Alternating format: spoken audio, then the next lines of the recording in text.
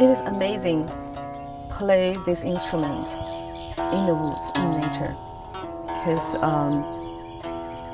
I get a very different sense about how the instrument sound like.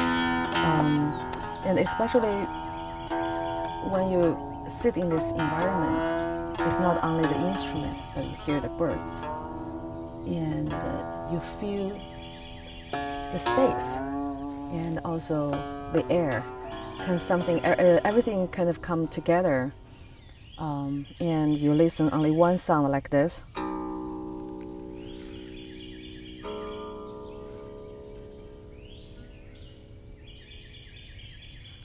You feel like that's enough.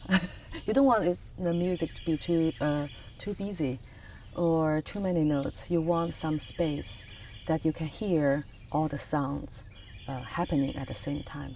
It helps me to actually understand some ancient Chinese philosophies or aesthetics about why music is like this or how music should be.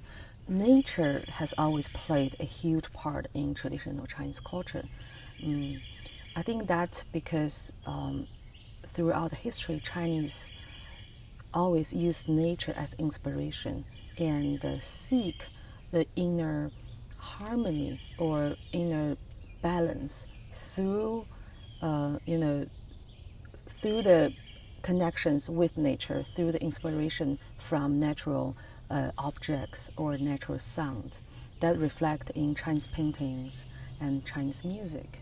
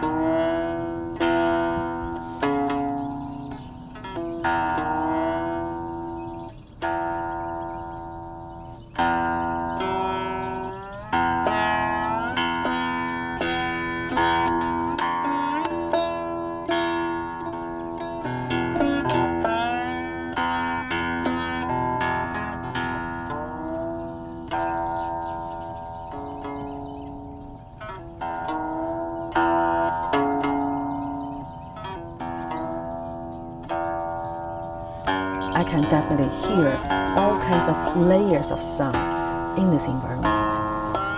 And sometimes I even think my talking is too much. I should be quiet, just sit here and listen.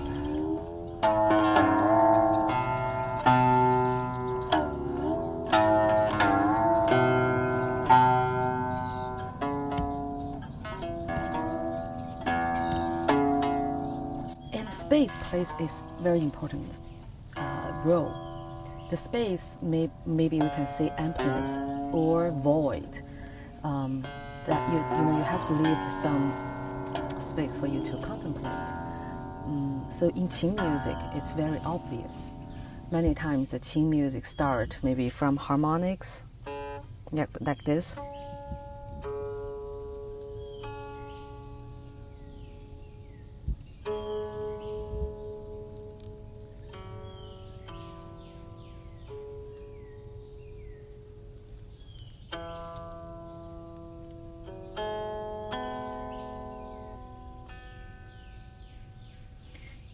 Simple harmonics already prepare a person's mind and mood, and in this ideal place, whether you're in your house or in a place, but this ideal nature has been existed throughout history.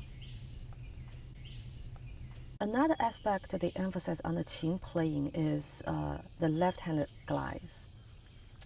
To my understanding, I feel like there are two voices in Qing music. One is the audible voice, one is inaudible voice. The audible voice is when a pluck string Maybe for example, one passage.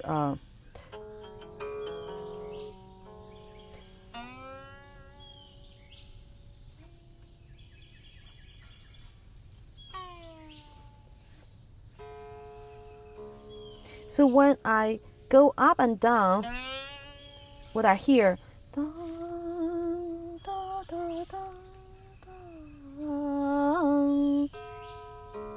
but to people who are not familiar with the piece or music, they don't hear anything. They just see you moving the fingers on the strings.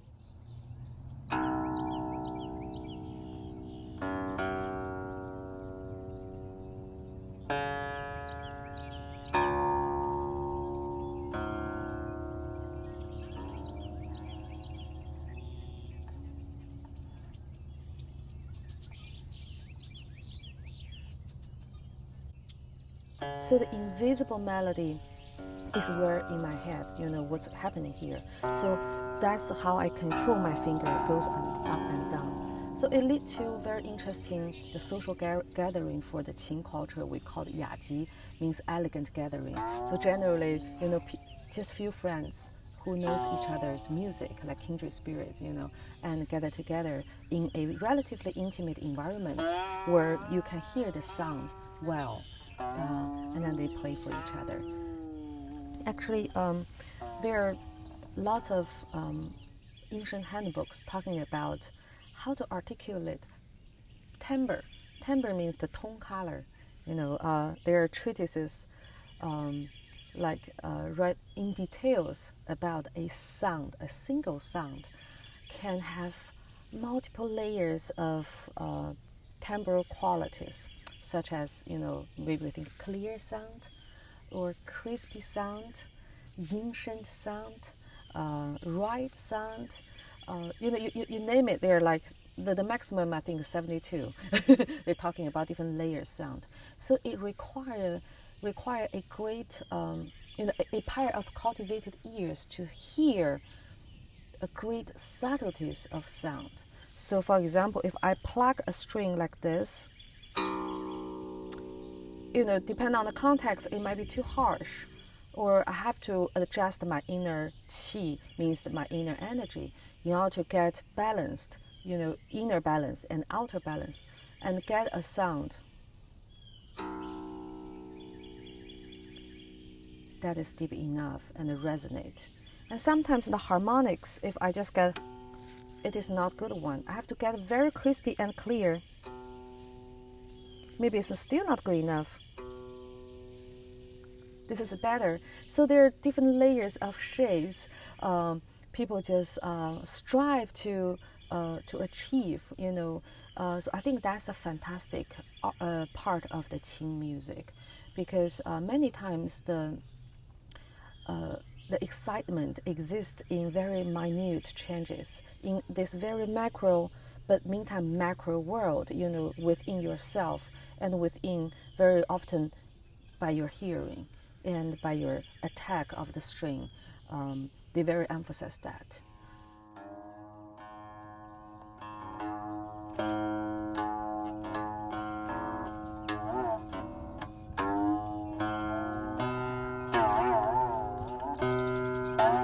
So I think timbre and also the left hand, the invisible voices and visible voices are very distinct characteristics for the Qing music.